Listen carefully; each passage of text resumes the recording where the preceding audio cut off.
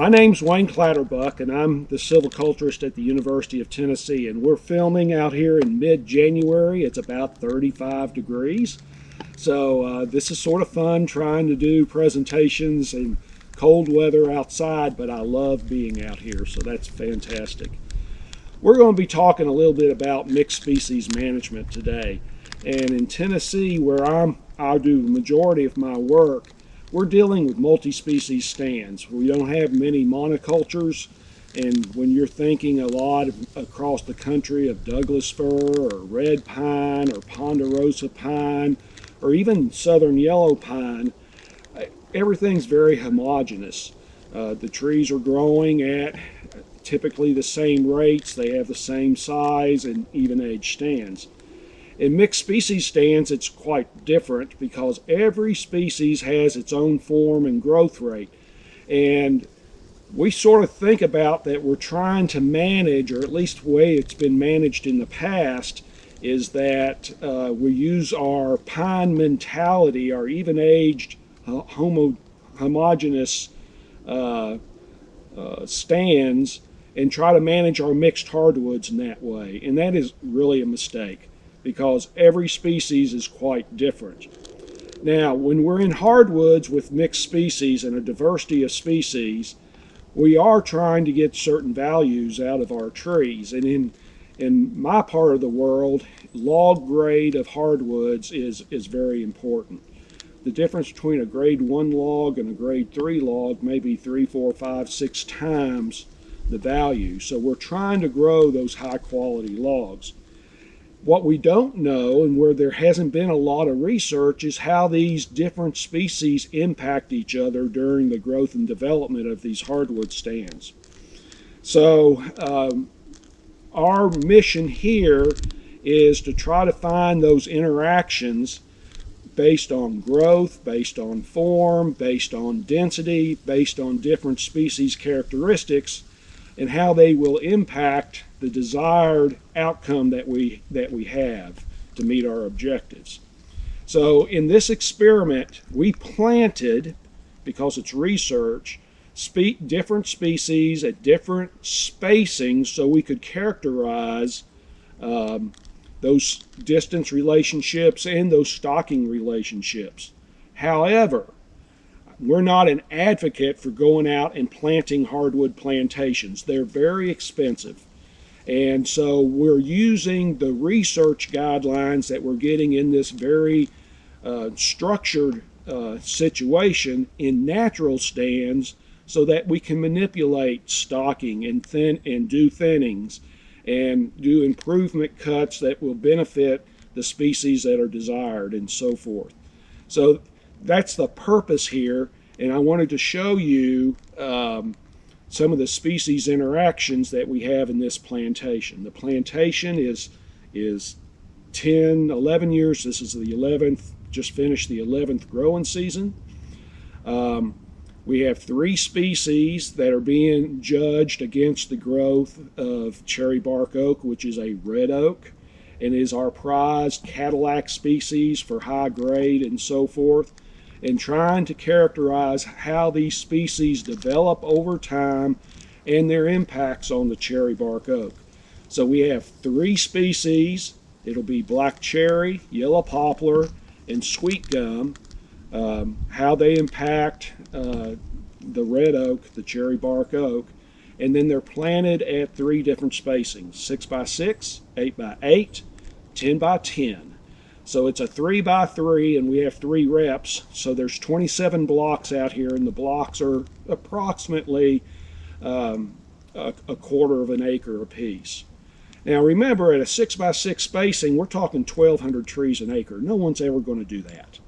So again, this is for research purposes, but we're hoping to get guidelines from this structured research that we can apply to natural stands to find those distance and stocking relationships.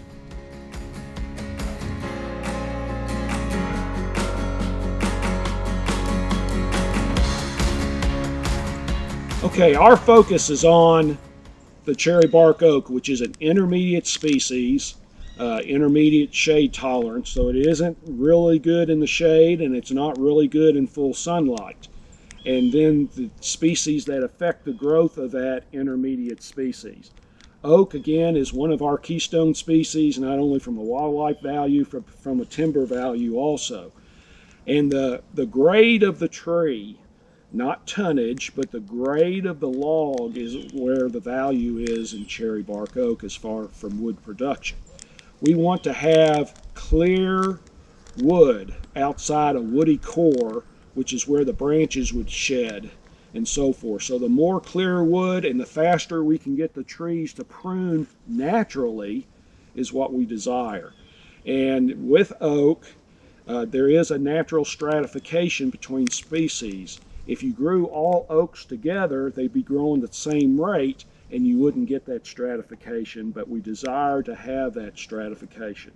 So we're trying to manipulate within the sylvics of oaks with these other species how we can grow these trees more efficiently. Now the three species we've chosen to interact with the oak are yellow poplar, sweetgum, and black cherry. All three of them have different sylvics and different growth characteristics. Sweetgum, for example, is very much like a pine tree. It has pyramidal growth. The crown is pyramidal. And it doesn't really, it's an excurrent tree. It doesn't spread its branches. It stays in a central column for the most part.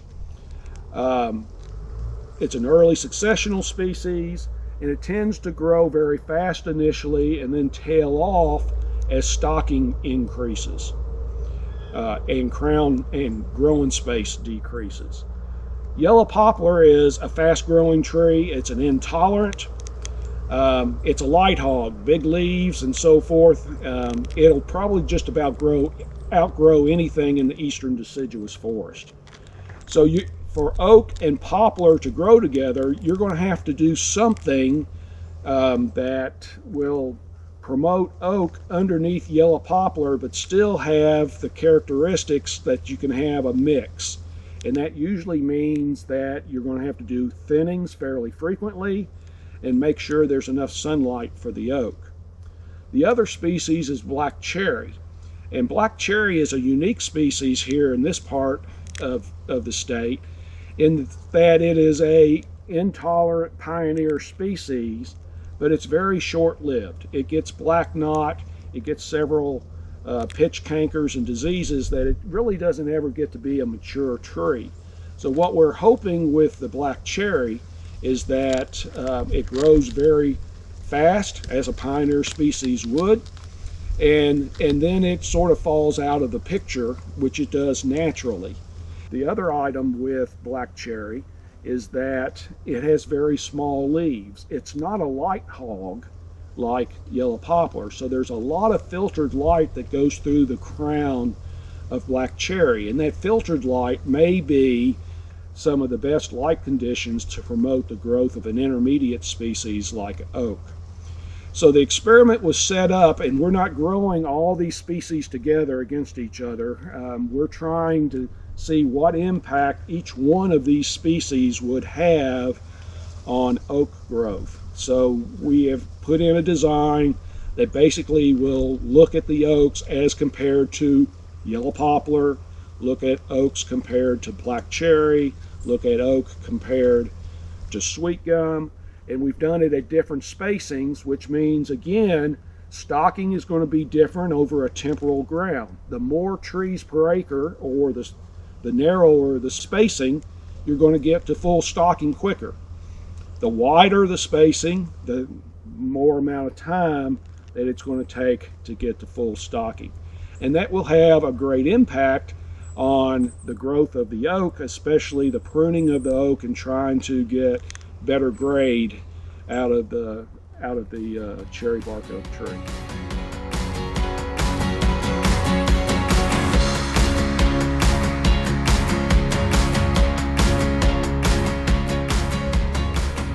The example I want to show here is the narrow spacing with yellow poplar and oak. Again, poplar grows very fast, and in our experience right here, the poplar was already overtopping the oak and really inhibiting the oak after 3 or 4 growing seasons. So we actually did a mechanical thinning to try to release the oak and keep oak in a good growing condition. Now, what happened here though is that yellow poplar coppices very well. So some of the stems you see around the oak here and behind me are actually coppice stems. And we could use those coppice stems to sort of train the growth of the oak so that the lower branches would shed more quickly. And while standing here, I pulled off several branches that are dead that are beginning to prune. One was here, one was over here too. So we're having an impact on the growth of the oak, and we'll have good clear wood on the oak beyond this. There's several different ways you could do this thinning. This was a pre-commercial thinning. Our first one was a mechanical because the trees were fairly small and I could get students in to do those type things. But we did come in here again and use herbicide to thin some of the trees, and you will see in some of the photos here some dead trees, and those are based on herbicide. Now, you have to make sure that the yellow poplar doesn't overcompensate for the oak here. So that's why you need these treatments if you want to keep oak in the picture. If you don't, it's going to become a yellow poplar stand. It'll just overwhelm it. Now, the other side of that question from a management point of view is we're dealing only with one site productivity here. Our experience is as you get into areas that are perhaps a little less productive for poplar and maybe a little more productive for oak, that you can maybe grow oak and poplar together without as much intensive management. But on these very productive sites, for the most part, poplar is going to overwhelm the oak initially, and it'll be a pure, more or less a pure yellow poplar stand unless you take actions to try to keep oak in the picture for a mixed species stand. One of the methods that I'm sure you've already heard about, the one that we practice quite frequently, is crop tree release, where we're trying to keep oak in the picture by releasing oak from the stems that are adjacent to it. And that's what we would do here too. And in our thinnings in the 8x8 and 10x10, which have not been done yet, these are larger trees, we are actually doing crop tree release instead of doing an overall mechanical thinning here.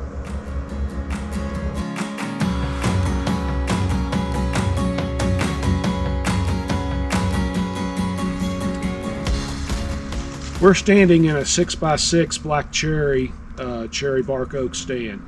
And this is one of the better, at least training effects on the oak that cherry performs for us. Again, cherry is not going to be a prize species here. We know it's a highly valued species in parts of the country. It is not here. It gets pitch canker, it gets black knot, and it tends to grow very fast as a pioneer species, but it fades out with time, and that's what's happening here.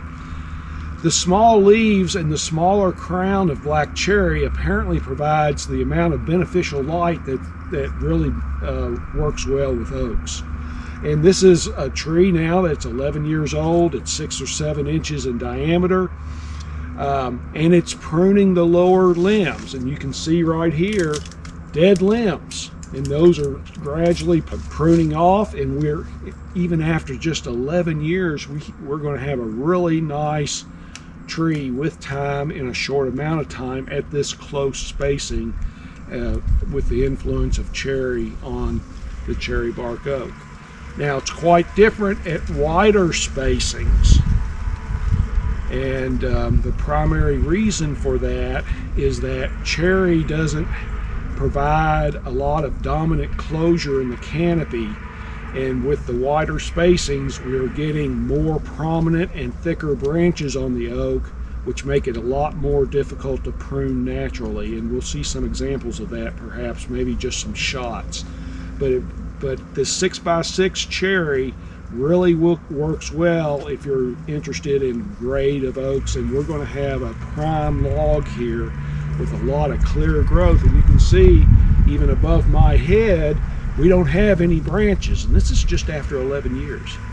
So that we expect this to be very beneficial and gives us a nice timeline and stocking on how we might be able to grow high quality oak stems.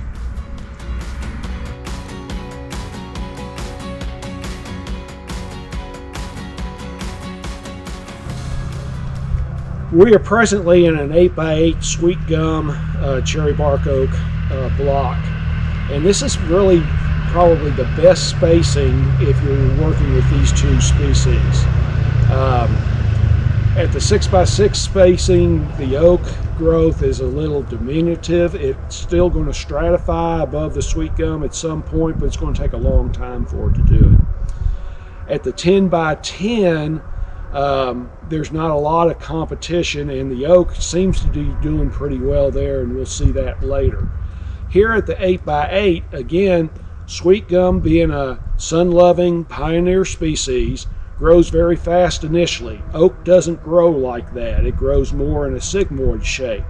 But as the Sweetgum grows and stocking and growing space, stocking increases, growing space becomes more limited, the oak is able to come through this the Sweetgum competition, primarily because Sweetgum is X-current. It has a pyramidal crown, and if you look in the oak, there is always a window or opening for it to keep growing upward. It's never really overtopped.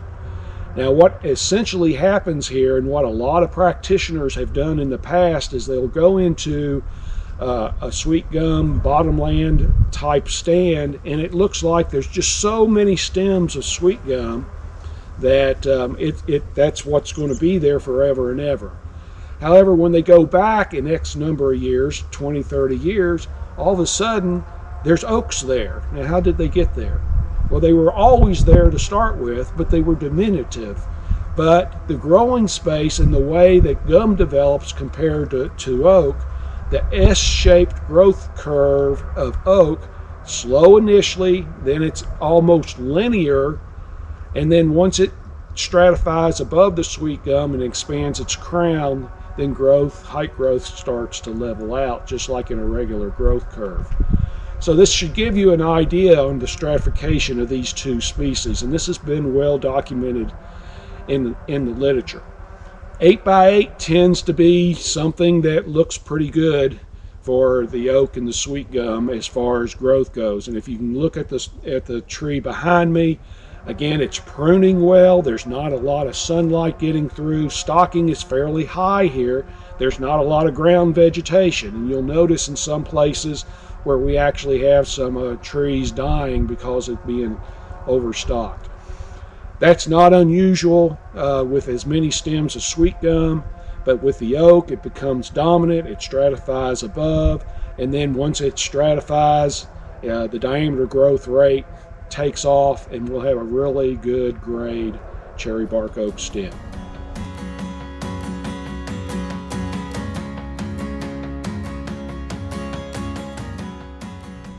Another thought, and I had talked about there's not a lot of ground vegetation because there's not a lot of sunlight getting through. Likewise, the pruning of the oak is accelerated, and you can see that there is not many lower branches. They've already pruned off, so we would have a lot of clear wood outside that knotty core as diameter growth increases on the oak, and that'll give us really good grade. This will probably be in 20-30 years more of an oak stand than a gum stand, because the gum tends to tail off. It grows fast initially, and then it diminishes over time on these sites.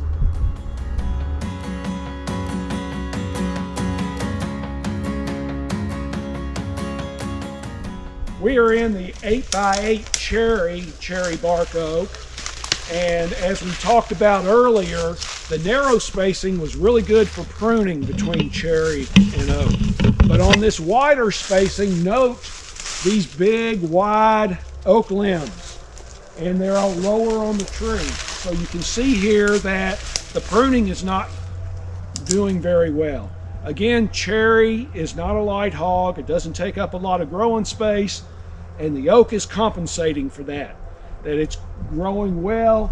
And once these branches get to be 1.5 to 2 inches, they don't prune very well. It's hard for the diameter growth to occlude that branch scar if that branch does die.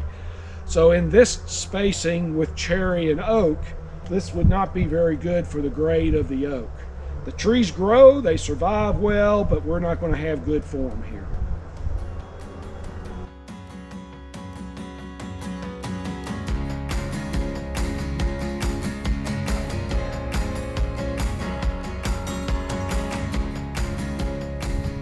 Okay, we're going to walk into the 8x8 poplar cherry bark oak stand and show an example where we did a crop tree release as a way to keep oak into the stand, because the poplar was overtopping it at about age 7, I believe. You will notice in the foreground that we have coppice from the yellow poplar that came, but by doing a crop tree release, we're sort of opening up the space a little bit. Thus we have these fairly prominent branches, and that may not be what we're looking for when we're looking at grade, because the larger the branches get, the harder it will be for them to shed on their own, and thus the grade will diminish with that. So you can see that we have a lot of lower branches. They're live, they're growing, and generally the rule of thumb that we use is once you get a branch diameter about 1.5 to 2 inches, it's very difficult for the tree to shed and overgrow that branch scar to prune off and produce clear wood. Now we're going to sort of walk over to the 8x8 cherry just to show the differences between the narrow spacing, which gave us really good pruning of cherry bark oak, as compared to this wider spacing. And the wider spacing, the cherry again is not necessarily taking up all the growing space, and the oak is trying to take up that growing space, and we have that same scenario. A lot of growing space around the oak, and that creates large branches that don't prune very well. So as we walk down through here,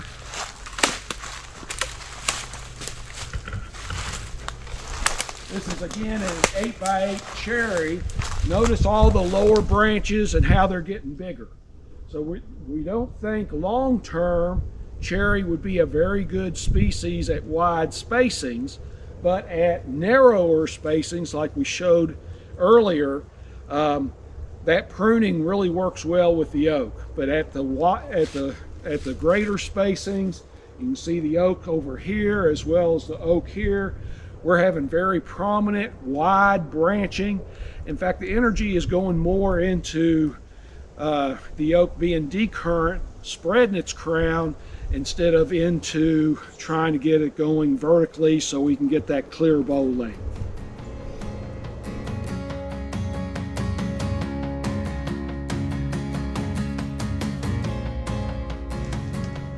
We have the wider space cherry, black cherry and cherry bark oak here, and as alluded to earlier, this wider spacing was not really good for the grade of cherry bark oak. You see that it's retaining all the lower branches. As these branches get large, usually in excess of 1.5 to 2 inches, it becomes increasingly difficult for those branches to be occluded with diameter growth.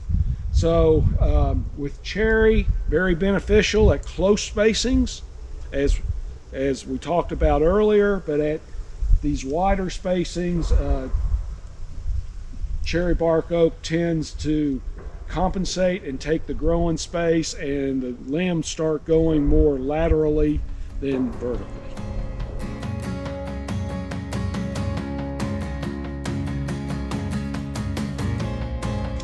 Presently we're in the 10x10 gum oak, and the 10 by 10 gum oak is not that much different from the 10 by 10 poplar. 10 by 10, that's 435 trees per acre, which means we have less stems per acre and it takes longer time to get to full stocking. This 11-year-old stand is right on the edge of getting to full stocking. It's not completely there yet. But because there's more room for individual stems to grow, we have larger diameters. But the trade-off on that is it's retaining lower branches. These branches are beginning to die as we're getting to full stocking, as you can see with this tree, and we will get clear growth at some point. It's just going to take longer, and we're going to have a larger knotty core from where the pruning took place. Nothing wrong with that. It just means that it's going to take longer, and it will accelerate, or at least, well, accelerate's not the right word, to lengthen the rotation of these trees to maturity. So at some point we would probably come in here in another a few years and think about doing a thinning to try to accelerate that diameter growth, to put on larger crowns on the tree. But after 11 years, again, we're getting close, 7 to 8 inches in diameter. All the trees are about the same size, the oak and the gum and the poplar. And what you will find here at this wider spacing is the stratification is diminished a little bit. Total heights of these trees are very similar. So again, to get more height and stratification, we may have to do a thinning and start enlarging crowns there instead of having the natural stratification that occurred at the narrower spacings. This is probably an artifact of planting more than what you would find in natural stands. You don't find, in natural stands that you're going to have this low number of stems to move with. But it does give us some distance relationships and tells us some species interactions between these different species and their growth rates and so forth. So once we get trees of this size, now we're thinking about intermediate treatments, whether that could be to a point where if we had markets for pulpwood thinnings, or maybe doing things like crop tree release, or maybe going through and doing some tree improvement work based on form. But trying, again, we would be looking at trying to favor the oaks because they have higher value, and we would want the better grade in the oaks.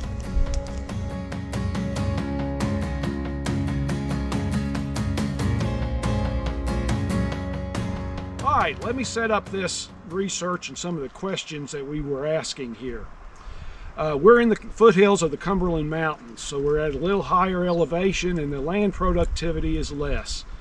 It's sort of mediocre productivity, 60-65 site index for upland oaks, sometimes up to 70.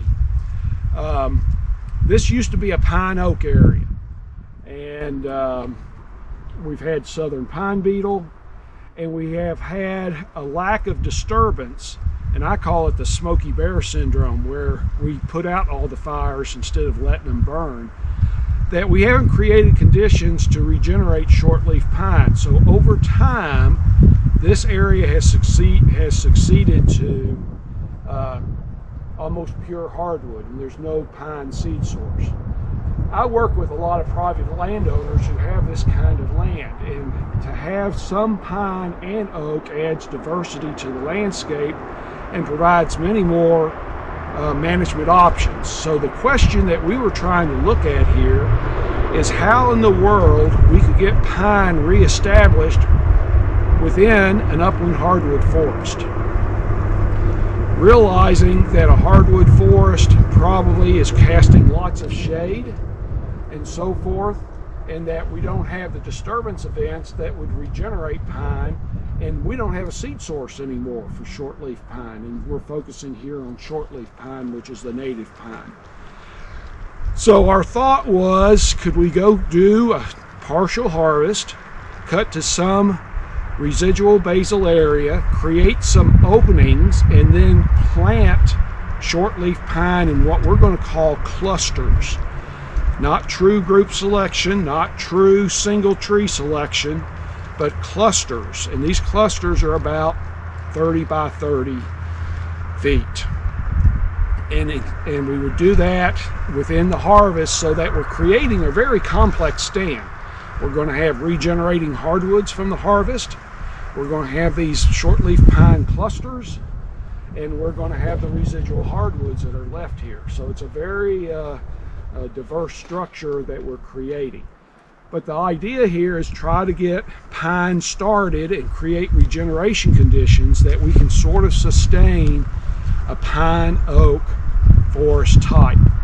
And we could get into the ecology a little bit about that, but really a pine oak, when you're talking a very strictly intolerant species like shortleaf pine, and then your hardwoods, which are a mix of varying tolerances, that's really a fairly unstable community because you can't keep perpetuating the pine unless you create conditions that are conducive for the regeneration of pine.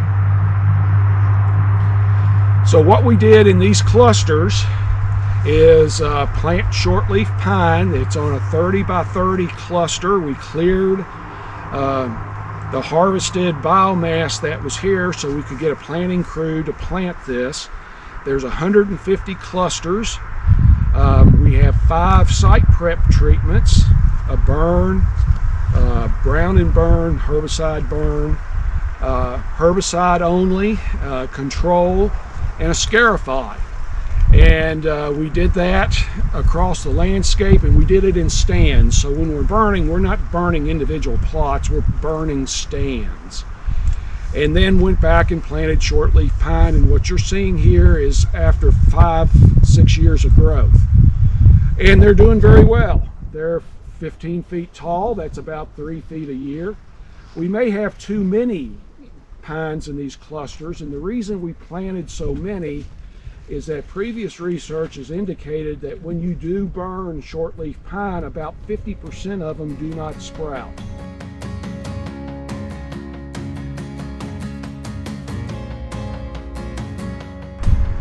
So we had different site preps that we conducted in this study. Burn, B&B, brown and burn, not the drink, and herbicide only, and scarify. This is a burn plot. So we planted probably more trees than were needed, and then we burned it, which top killed the shortleaf pine to allow them to resprout. And we were trying to capture that sprouting ability.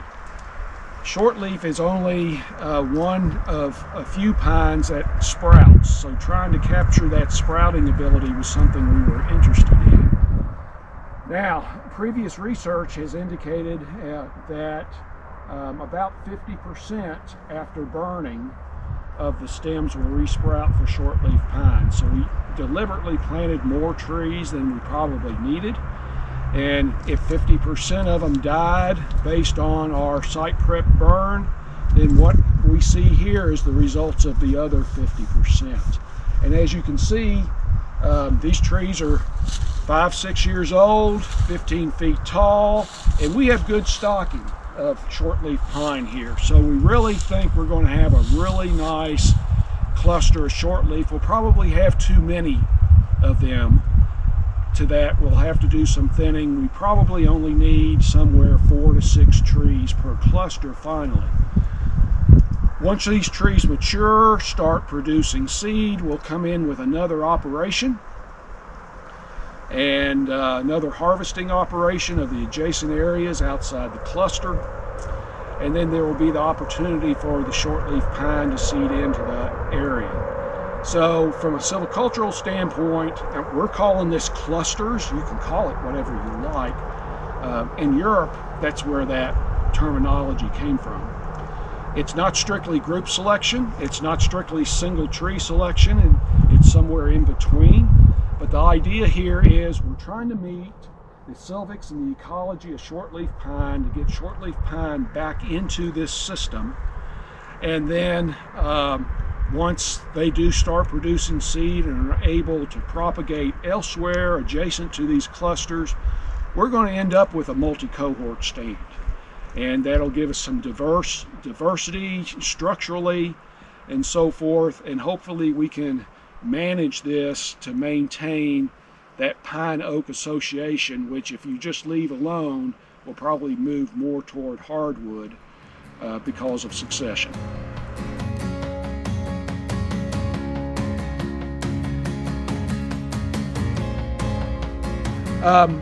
This is another cluster plot, but I wanted to show that not everything becomes hunky-dory the way you want it to work. So this was also site prep burned after planting shortleaf pine. And that burning created really good seedbed conditions for yellow poplar. And yellow poplar will outgrow most anything here. So you see this cluster of yellow poplar juvenile stems here. You can see here was one of the shortleaf pine, and it's now dead because the poplar has basically consumed it.